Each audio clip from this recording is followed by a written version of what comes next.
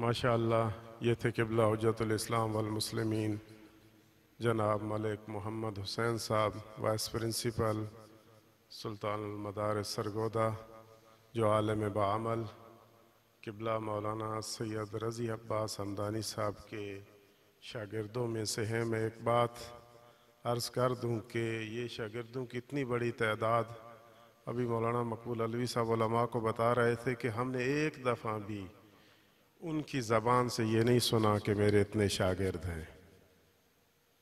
مختلف جگہوں پر ان کے شاگرد خدمات انجام دے رہے ہیں، لیکن قبلہ نے کبھی یہ نہیں کہا کہ میں نے جو ہے وہ اتنے شاگرد تربیت کیے۔ زاہد متقی عالم دین، جہاں ناج البلاغہ کانفرنس میں کلام امیر المومنین پر گفتگو ہو رہی ہے، وہیں قبلہ صاحب کا بھی ذکر خیر ہو رہا ہے۔ قبلہ کی بلندی درجات کے لیے صلوات پڑھ دے بر محمد و آل محمد۔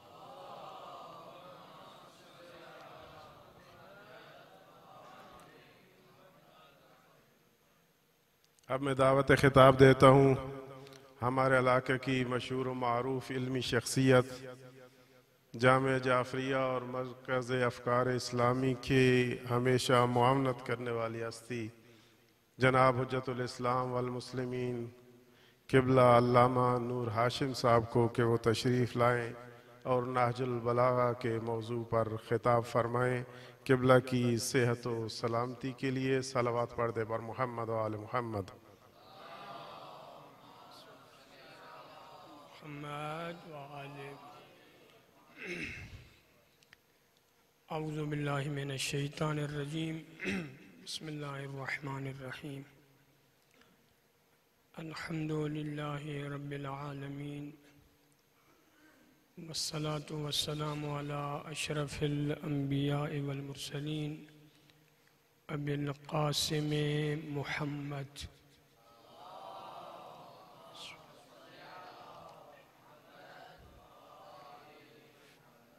وعلی اہل بیتہ الطیبین الطاہرین المعصومین، اما بعد، فقد قال اللہ الحکیم فی خطابہ المتین، بسم اللہ الرحمن الرحیم، لقد خلقنا الانسان فی احسن تقویم۔ ناج البلاغہ کانفرنس سے اور اس کی آغاز میں ہی دعا کرتا ہوں کہ اللہ رب العزت جتنے بھی ہمارے مرحومین ہیں اور خصوصی طور پہ قبلہ سید رضی عباس حمدانی جو ہمیشہ میزبان ہوتے تھے اور ہماری ان محفلوں کی رونق ہوتے تھے، آج وہ ہم میں موجود نہیں ہیں اور یہ پہلا پروگرام ان کی عدم موجودگی میں ہو رہا ہے۔ ایک عظیم انسان، ایک با اخلاق انسان، ایک عالم بعمل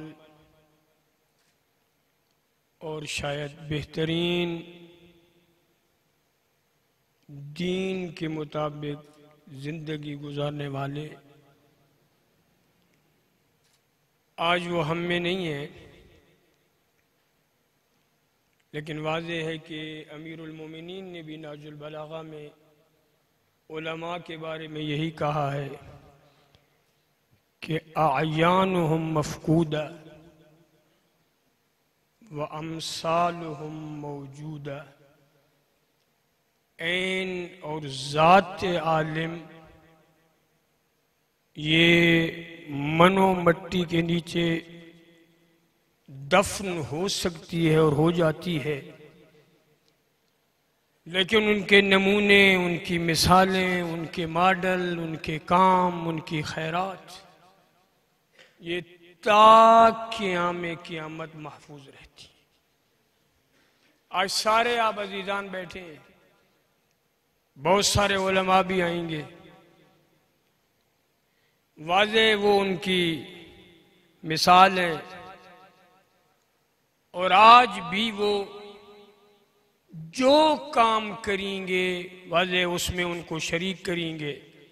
میری دعا ہے کہ اللہ ہمیں ان جیسا عالم بننے کی توفیق عطا فرمائے۔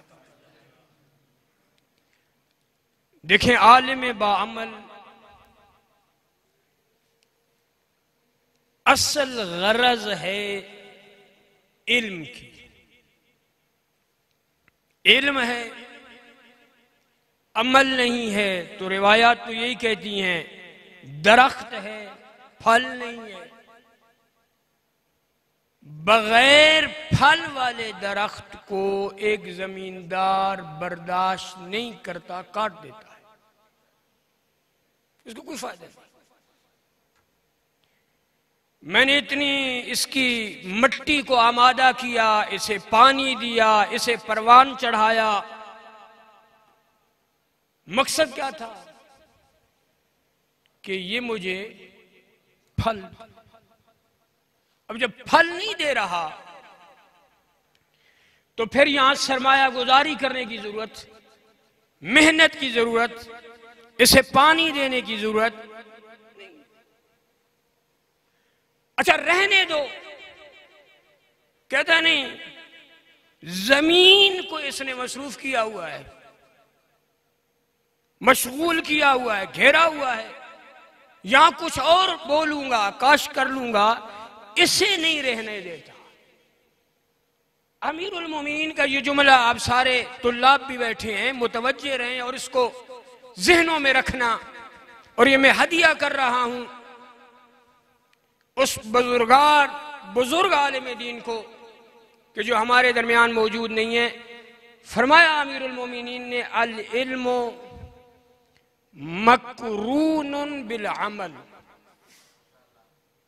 علم مقرون ہے عمل کے ساتھ۔ مقارنت، قرین ہونا، یہ جیسے دو سینگ ہوتے ہیں نا، یہ اسی انداز سے جیسے وہ ایک جیسے ہوتے ہیں، برابر ہوتے ہیں، یہ بالکل علم اور عمل ایسے ملے ہوئے ہیں۔ اب توجہ کرنا، جملہ شرطیہ امیر المومنین نے فرمایا طلاب ہیں، من علم عملا، کوئی استثناء نہیں، جس نے بھی سیکھا وہ عمل کرے گا، کوئی استثناء نہیں، بڑا ڈائریکٹ جملہ ہے۔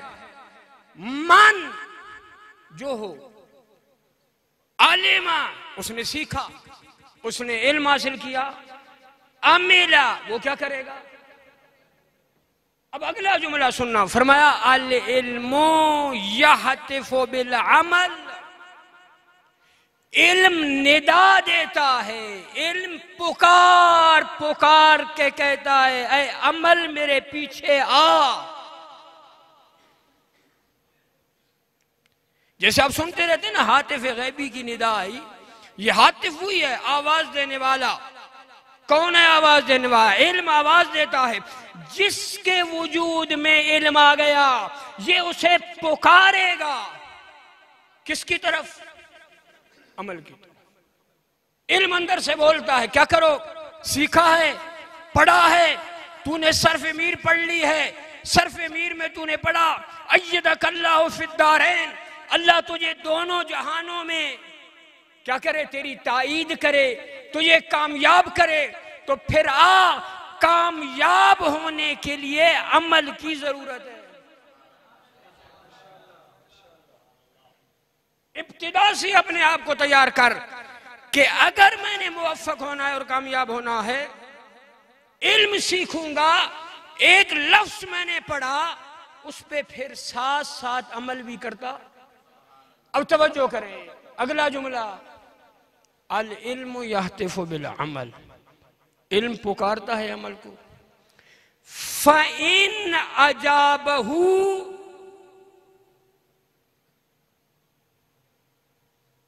وَإِلَّا فرتحل عن، علم بلاتا ہے، علم نے بلایا. اگر عمل نے علم کا جواب دیا فبہا، حذف ہے یہاں پہ، فبہا، پھر ٹھیک ہے. علم نے بلایا، عمل میدان میں آ گیا، علم کے مطابق عمل ہونا شروع ہو گیا تو پھر ٹھیک ہے. وَإِلَّا ارْتَحَلَ فَارْتَحَلَ عَنْ، وگرنہ جب علم نہیں، جب عمل نہیں ہے تو علم کوچ کر جائے گا، پھر علم نہیں رہتا. ارتحال العلم ہو جاتا ہے ان شخص لا یعمل، جو عمل نہیں کرتا نا وہاں پھر کوچ ہے. یقین مانیے، کیا مطلب ہے اس کا حضرت کا؟ آیا اس کی معلومات ختم ہو جاتی ہیں؟ اس ارتحال کا کیا معنی ہے؟ بڑے بڑے عالم ہیں، بہت زیادہ عمل بھی ہے، اور ایسے بھی ہیں کہ جو عمل نہیں ہے. کیسے علم جو ہے کوچ کر گیا؟ علم عزت لاتا ہے، جب عمل نہیں ہوتا عزت ختم ہو جاتی، پھر کوئی احترام نہیں رہتا. اس لیے لوگوں نے اپنے کیمرے لگائے ہوئے تھے عالم پہ، کیا کہہ رہا ہے سٹیج سے، خود بھی کرتا ہے. اس وجہ سے میرے عزیزو، یہ جملہ میں ہدیہ کر رہا ہوں اس روح کو جس نے ساری زندگی علم پہ عمل کیا. ان کے لیے یہ میں نے پڑھا ہے کہ توجہ کریں. امیر المومنین متوجہ کر رہے ہیں، عالم وہ ہے جس کے بدن کا جز جز اس علم کے مطابق عمل کرتا نظر آئے، جز جز سے آواز آئے کہ یہ عالم ہے. انسان کو اللہ نے بڑی عظمت دی، بڑا مقام دیا ہے.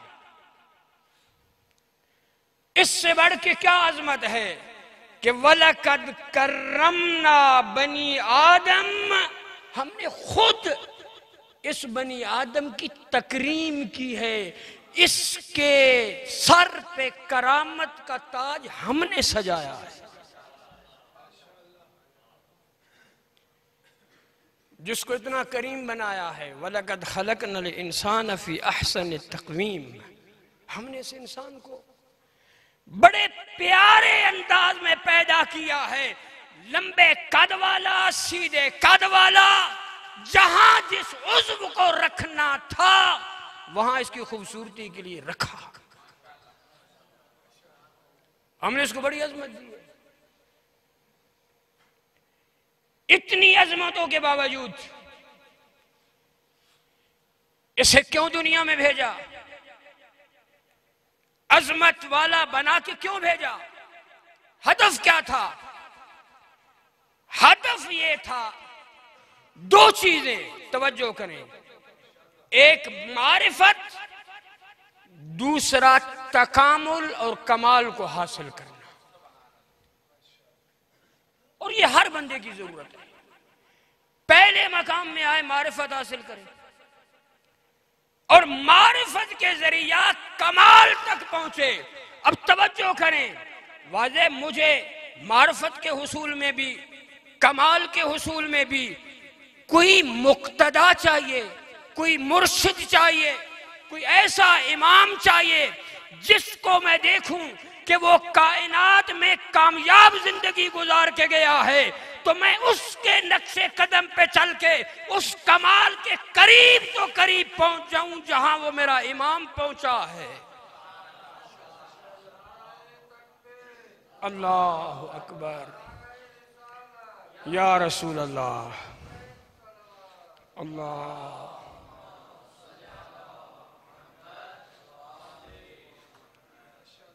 اب میں نے واضح ہے اس امام کا انتخاب کرنا ہے جس کو میں یہ سمجھوں کہ یہ کامیاب ہے. من الناج فی الدنیا والآخرہ، کون ہے کامیاب؟ جس نے ساری زندگی کامیاب گزاری ہو، ایک جہت سے نہیں، ایک زاویے سے نہیں، دنیا میں بھی کامیاب نظر آئے، آخرت میں بھی کامیاب نظر آئے.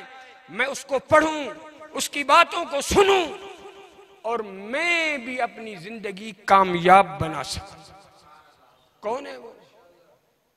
کائنات میں آپ چکر لگائیں، کتابیں پڑھیں، مطالعہ کریں، آپ کو کوئی نظر نہیں آئے گا سوائے علی ابن ابی طالب کے۔ علی وہ ناجے انسان ہے کہ خلیفہ دوم کا یہ جملہ ہے، وہ کہتے ہیں کہ ننظر الی علی ابن ابی طالب فی زمن الرسول کما ننظر الی النجم، کہتے ہیں ہم اس میں خلیفہ ثانی بھی ہیں، ہماری نگاہ، ہمارا دیکھنا کس کی طرف ہوتا تھا؟ علی کی طرف۔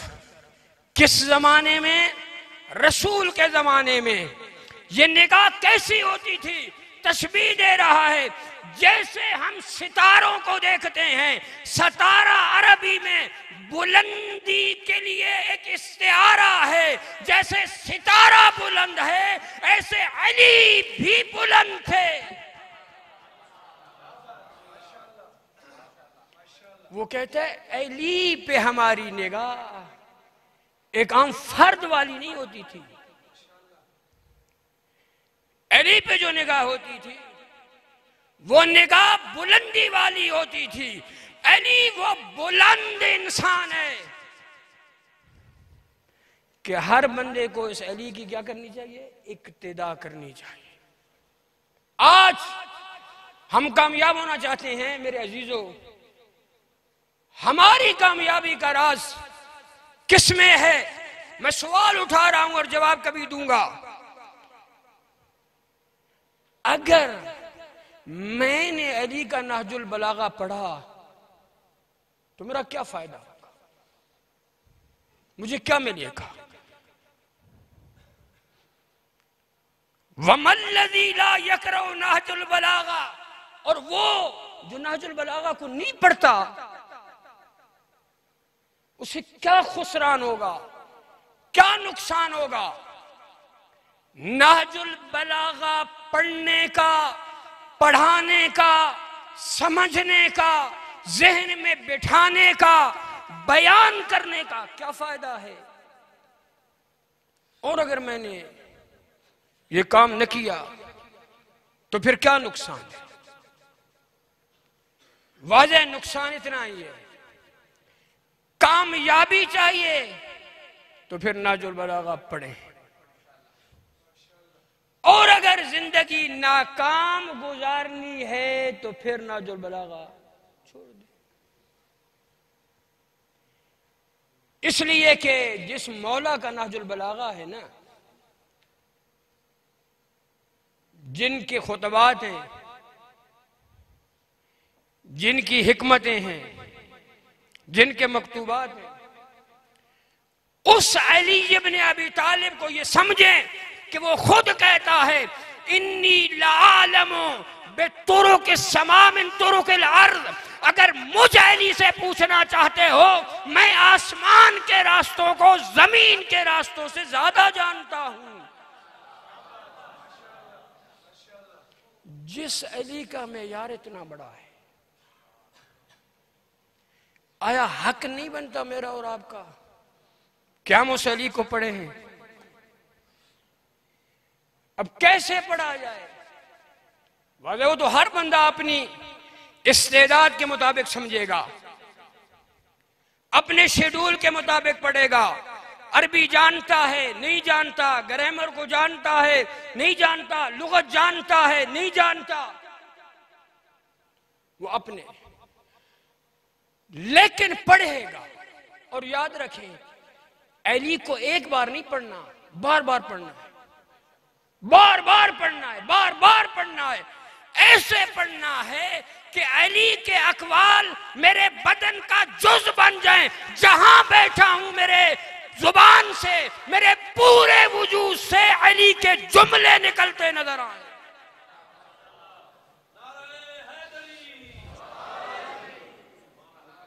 پھر بار بار میں ایک شخص کے بارے میں پڑھ رہا تھا،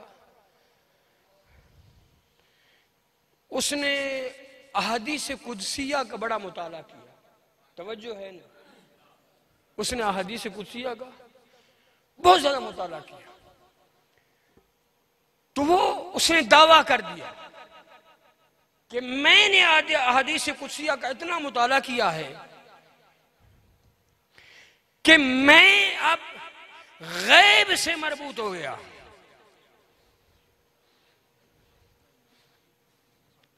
صلوات پڑھ لیں محمد و آل محمد کی ذات پہ.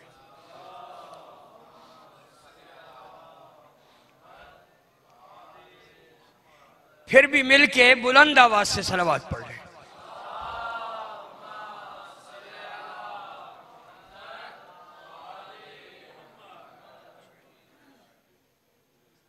اس نے کہا کہ میرا یہ دعویٰ ہے کہ میں نے پڑھا ہے اتنا احادیث قدسیہ کو کہ میرا رابطہ غیب سے ہو گیا ہے. اس سے پوچھا گیا یہ کیسے ہو سکتا ہے؟ تو اس نے اتنی بات کہی کہ میں نے اتنا پڑھا کہ اب جب میں بولتا ہوں نا میری زبان سے اور کوئی جملہ نہیں نکلتا، حدیث قدس سے ہی نکلتی.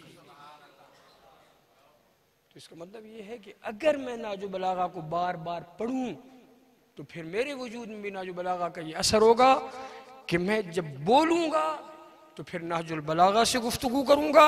اور یہ اتنی مؤثر واقع ہوتی ہے کہ امیر المؤمنین کی عظمت جس کے دل میں ہے نا اتنی ہی اس کی دل میں کلام کی عظمت ہے.